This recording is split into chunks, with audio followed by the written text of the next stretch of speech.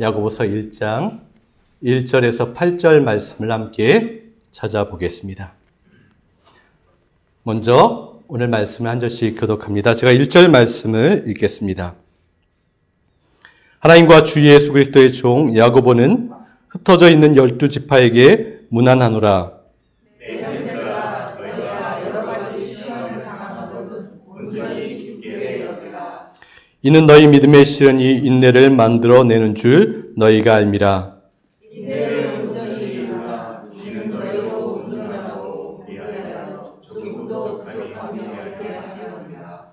너희 중에 누구든지 죄가 부족하거든 모든 사람에게 후히 주시고 꾸짖지 아니하시는 하나님께 구하라. 그리하면 주시리라. 오직 믿음으로 구하고 조금도 의심하지 말라. 의심하는 자는 마치 바람에 밀려 요동하는 바람 물결 같으니. 이런 사람은 무엇이든지 주께 얻기를 생각하지 말라. 두 마음을 품어 모든 일에 정함이 없는 자로다. 아멘. 여러분, 인내라는 말을 들으면 어떤 생각이 드십니까? 가장 먼저 드는 생각은 무엇인가 참는다, 견뎌낸다라는 생각이 떠오를 거예요. 그리고 참는다, 견뎌낸다라는 것은 가장 먼저 우리에게 부정적인 느낌을 갖게 할 때가 많이 있어요. 왜냐하면 참는다는 것은 내가 무엇인가를 지금 하고 싶은데 할 수 없기 때문에 참아야 하는 것이잖아요. 또 견뎌낸다라는 것은 무엇입니까? 무엇인가를 내 힘으로 어찌할 방법이 없기 때문에 어쩔 수 없어서 견뎌내는 것. 그러한 생각이 들기 때문에 그런 것 같아요. 제가 한국에 있을 때 추석 명절에 친척집을 방문했던 적이 있습니다. 집에 돌아오는 길에 고속도로 톨게이트를 지나가야 하는데 차가 너무나 많이 있었던 거예요. 제가 지금까지 살아오면서 그렇게 막혔던 그런 경험이 없었던 것 같아요. 톨게이트를 통과는 한 몇백 미터 정도 되는데 그 짧은 거리를 거의 한 2시간, 3시간 정도 막혀 있었던 기억이 있습니다. 그 막히는 길을 참아내는 것이 정말 힘들었어요. 그때 다른 차에 있었던 사람들의 얼굴도 아직 떠오릅니다. 다들 얼굴이 벌개져서 화가 잔뜩 나 있는 표정을 보았어요. 참고 참다가 견디고 견디다가 화가 나서 경적을 아주 크게 울려대고 씩씩거리는 그러한 모습들이 있었습니다. 표정들이 좋지 않았어요. 그렇지만 뭐 방법이 있습니까? 참아내야죠. 견뎌야 합니다. 길이 뚫릴 때까지 기다리는 수밖에 없었던 거예요. 이처럼 대부분의 사람들은 무엇인가 참는 것, 견뎌낸다는 것을 그렇게 좋아하지 않습니다. 그런데 이것은 우리들도 같은 것 같아요. 우리들도 동일합니다. 그래서 우리가 성경을 읽잖아요. 성경을 읽다가 인내라는 단어를 보게 되면 또한 인내하라라는 그런 말을 보게 되면 별로 좋아하지 않아요. 마치 어쩔 수 없어서 참아내야 한다. 어쩔 수 없이 견뎌야 한다라는 그런 느낌을 받기 때문에 그래요. 그런데 여러분, 성경이 말하는 인내는 이러한 의미가 아니라는 것을 우리는 알아야 합니다. 성경에서 말하는 인내는 씩씩거리면서 참는 것, 이를 꽉 깨물고 어쩔 수 없이 참아내는 것, 그러한 것을 이야기하지 않아요. 참는 것, 견디는 것, 기다리는 것, 인내하는 것을 좋아하지 않지만 하나님께서 인내를 말씀하실 때 인내는 한결같이 변함이 없는 그러한 안정적인 것을 누리고 나타내는 능력이라고 말씀하셨어요. 인내가 능력이라고 말씀하세요. 성경에서 인내를 말씀하실 때 전혀 부정적인 이미지와 느낌을 주지 않습니다. 그러한 의미를 담고 있지 않아요. 모든 믿음의 사람들이 꼭 가져야 하는 경건의 모습입니다. 그리고 잘 참는 자, 잘 견디는 자, 잘 기다리는 자, 인내하는 사람들을 하나님께서 인정하십니다. 복이 있다라고 하세요. 인내할 수 있는 사람이 진정한 믿음의 사람이라고 하십니다. 우리는 믿음의 사람이 되기를 원하잖아요. 그러면 인내할 수 있어야 진정한 믿음의 사람이 됩니다.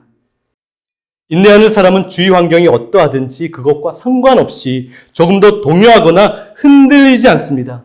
인내는 하나님의 말씀 위에 굳건히 서는 것을 말하고 있어요.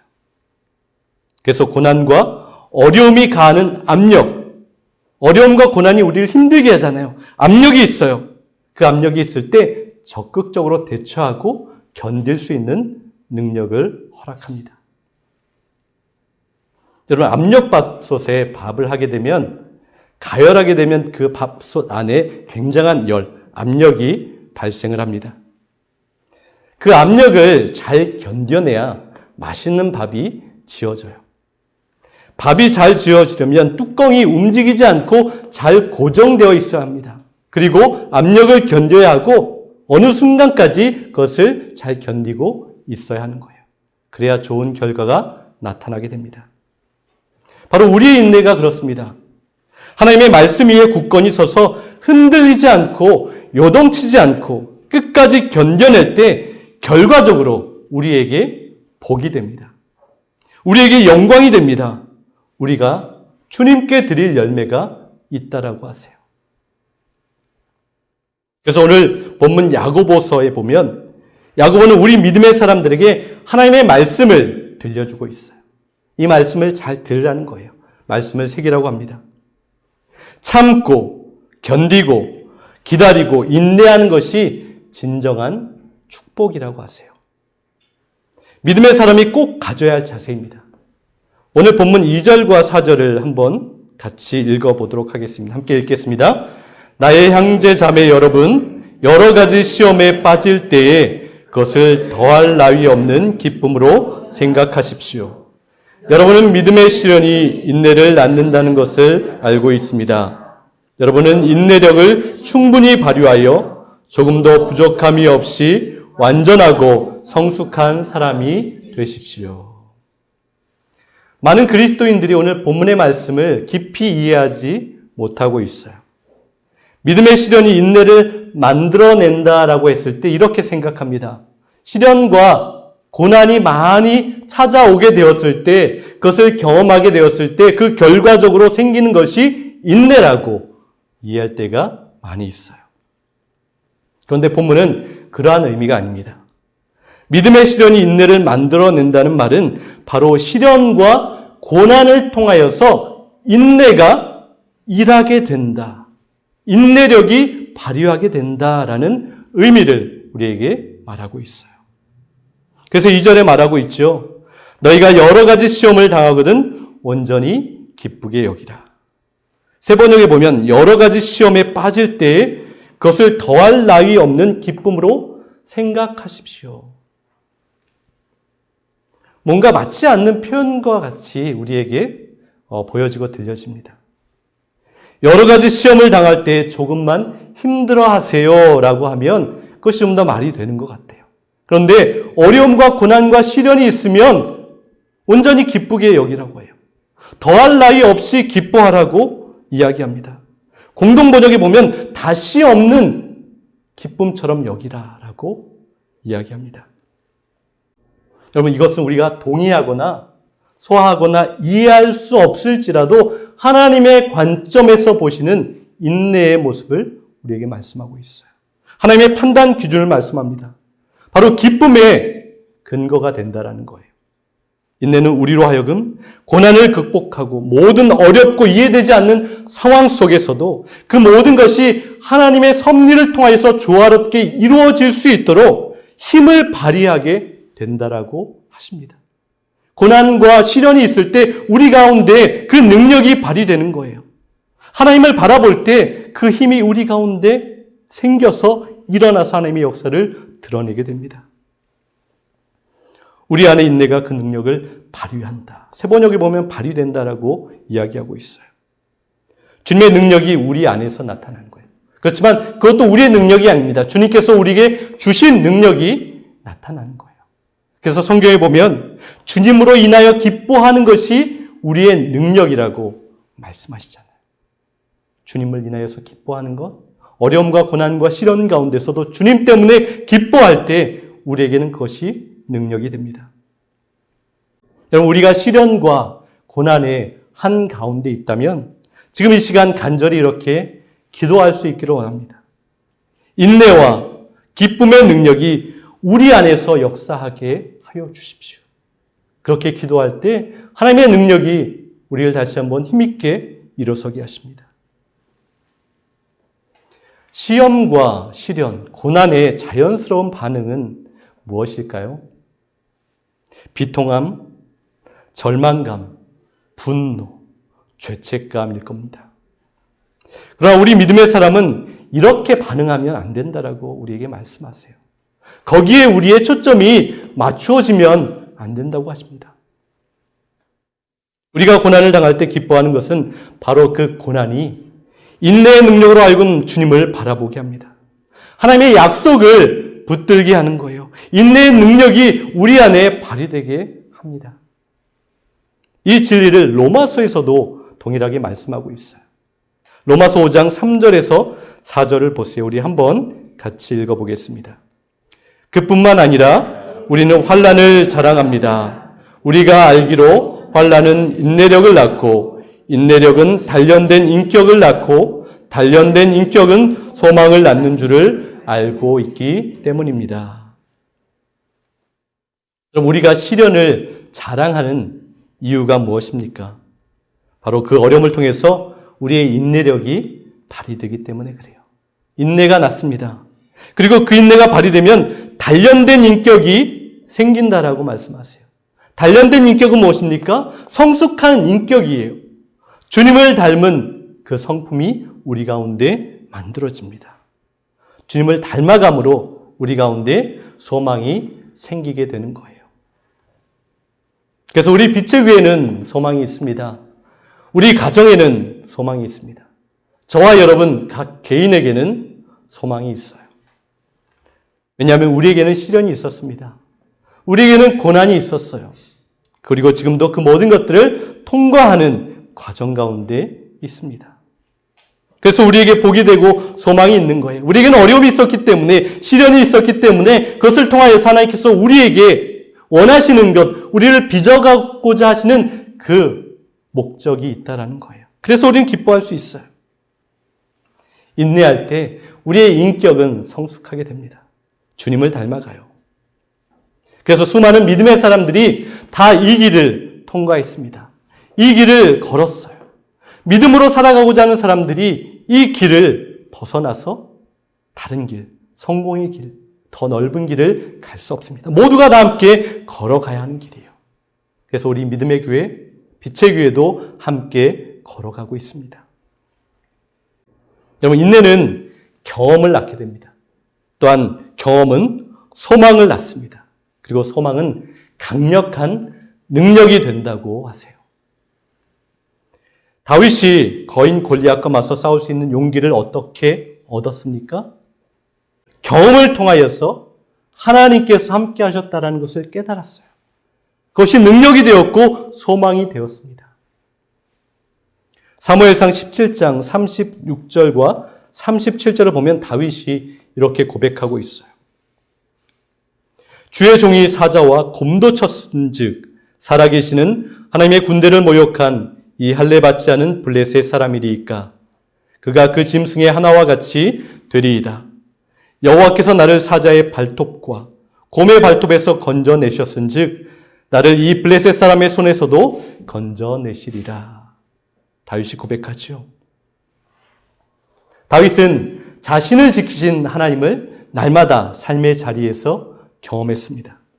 외로운 자리였고 아무도 그와 함께 하지 않았습니다.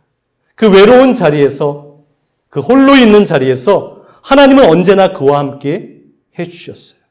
그리고 하나님께서 항상 지켜주셨어요. 그것을 경험했습니다. 하나님을 바라보고 의지하고 소망하였을 때 하나님께서는 그 사자의 발톱에서 지켜내셨어요. 고난 가운데, 그 시련 가운데, 그 외로움 가운데 힘을 얻게 하셨습니다. 그래서 그는 경험으로 하나님을 알았어요. 그 외롭고 두려운 자리가 인내하면서 하나님을 기대하는 자리가 되었습니다. 인내를 통해서 하나님을 향한 소망을 가지게 되었고 그 소망은 결코 실패하거나 실망시키지 않았습니다. 여러분, 우리 삶의 자리도 동일합니다. 그와 같습니다. 하나님이 우리와 언제나 함께 하셨던 그 경험의 자리가 우리에게도 있어요. 그 경험은 어떻게 하게 되었을까요? 고난이 있어서 할 수 있었습니다. 시련이 있어서 우리는 그 경험을 얻게 되었어요. 때로 낙심하고 눈물 흘리는 자리가 있어서 하나님을 알게 되었습니다. 우리를 살리시고 우리를 보호하시고 우리를 지키시는 그 경험을 그 아픔과 고난의 자리에서 우리는 경험으로 알게 되었어요. 그것은 소망이 되었고 우리의 능력이 됩니다. 그래서 이러한 소망은 인내와 함께 시작을 하게 됩니다. 그리고 인내는 우리의 믿음을 시험한다라고 하세요. 본문 4절 한번 보세요. 인내를 온전히 이루라. 이는 너희로 온전하고 구비하여 조금도 부족함이 없게 하려 함이라. 우리는 주목해야 할 것이 있어요. 그것은 인내를 온전히 이루라. 인내력을 충분히 발휘해라 입니다. 이런 의미인 거예요. 우리에게는 인내로 하여금 온전히 역사하도록 허용할 수도 있고요. 인내력이 우리의 삶 가운데 나타나지 않도록 막을 수도 있다라는 거예요. 그런데 하나님께서는 우리가 인내를 온전히 이루는 것을 기뻐하십니다. 인내력을 발휘하는 것을 원하세요. 우리가 무엇인가를 선택하는 그런 선택의 순간이 있게 될 때, 그렇다면 여러분, 우리 안에 있는 인내의 능력을 발휘하는 자가 되어야 합니다. 믿음의 선한 영향력을 나타내십시오. 시련이 있을지라도, 고난과 어려움이 있을지라도, 장애물이 있을지라도 하나님을 향한 그 믿음이 흔들리지 마십시오. 우리 믿음의 고결함과 그 품위를 지키는 그런 모습이 우리에게 있기를 원합니다. 이제 우리는 이러한 질문 앞에 서게 됩니다. 말씀을 읽다 보면 이러한 질문이 생기게 돼요. 어떻게 하면 인내가 역사하게 할 수 있을까? 어떻게 우리 안에 있는 인내력을 충분하게 발휘할 수 있을까? 그냥 가만히 있으면 내 안에 있는 인내의 능력이 나타나게 되는 것일까라는 그런 질문이 우리에게 생기게 됩니다. 이 질문의 답을 본문 5절에서 6절에 우리에게 알려주고 있어요. 5절과 6절입니다. 같이 읽겠습니다. 여러분 가운데 누구든지 지혜가 부족하거든 모든 사람에게 아낌없이 주시고 나무라지 않으시는 하나님께 구하십시오. 그리하면 받을 것입니다.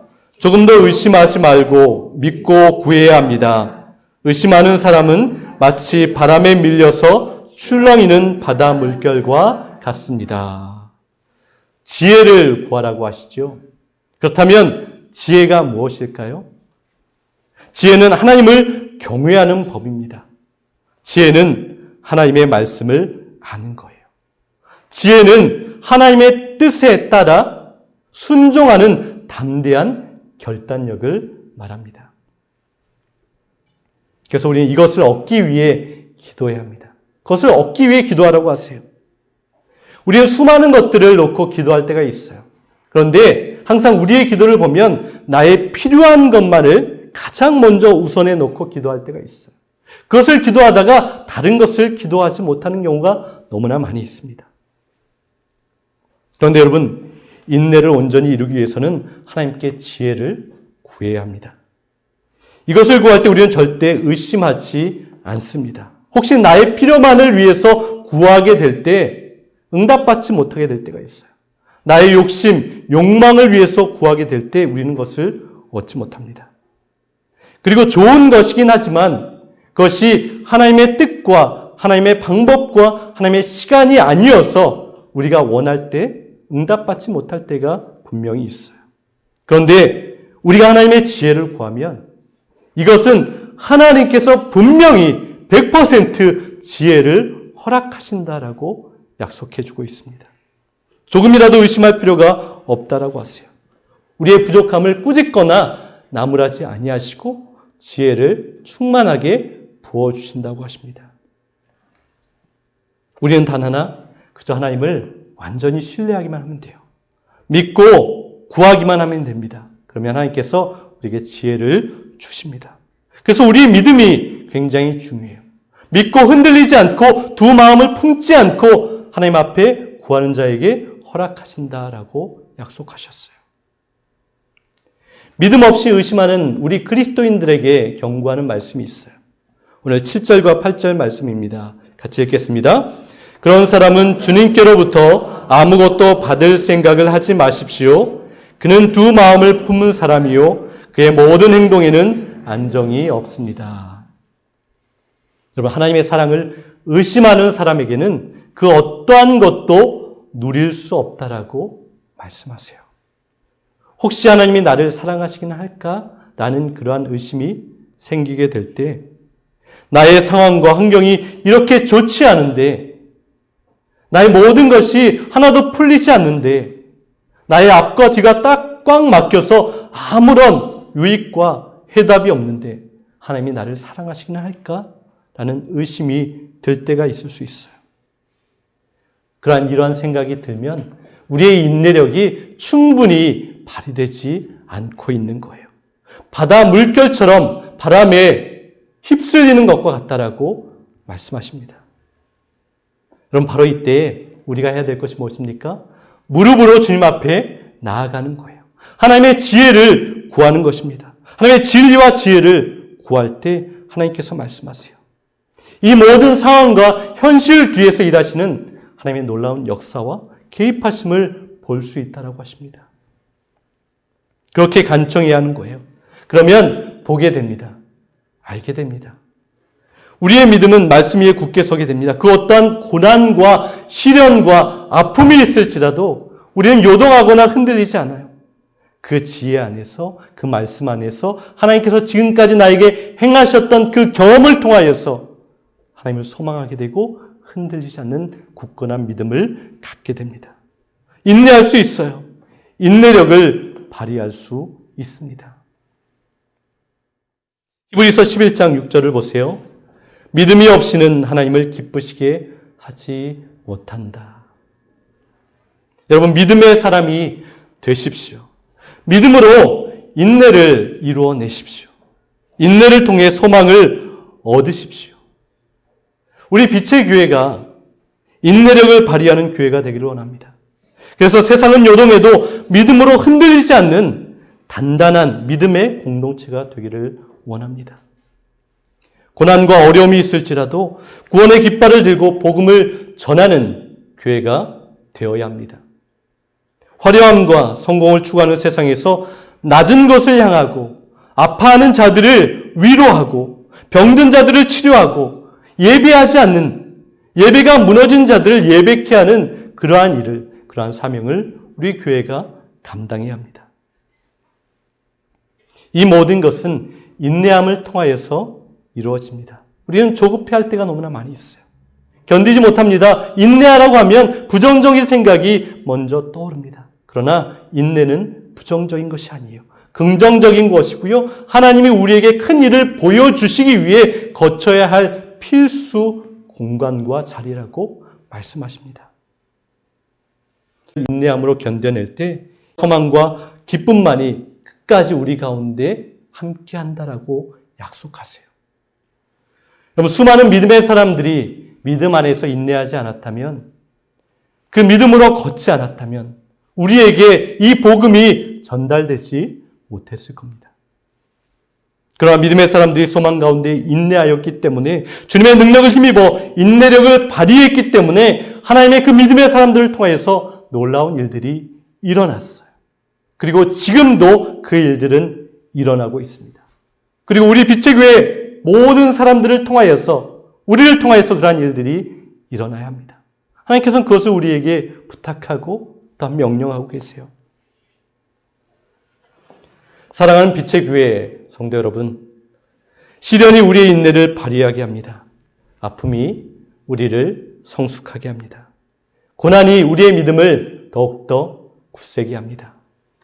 하나님의 찬란한 영광을 보기를 소망하며 한 주간 또한 매일매일 삶 가운데 인내하는 삶을 살아낼 수 있어야 합니다. 우리에게 주신 인내력을 충분히 발휘하시기 바랍니다. 믿음으로 하나님을 기쁘시게 해드리는 저와 여러분이 되어야 합니다. 그렇다면 다시 한번 결단하고 마음에 새기고 그렇게 인내의 열매를 올려드리는 저와 여러분 될 수 있기를 간절히 소망합니다.